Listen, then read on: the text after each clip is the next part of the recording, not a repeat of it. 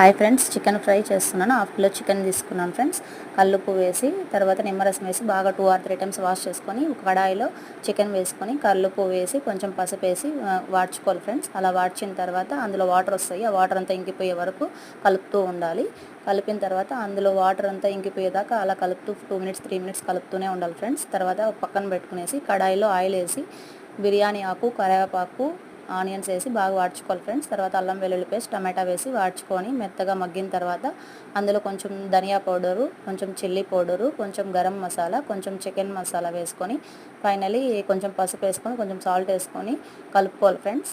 బాగా మసాలా అంతా వేగాలి ఫ్రెండ్స్. బాగా కలిపిన తర్వాత మీడియం ఫ్లేమ్లో పెట్టుకొని ఇదంతా మసాలా వేయించుకోవాలి ఫ్రెండ్స్. వేయించిన తర్వాత చికెన్ వేయాలి.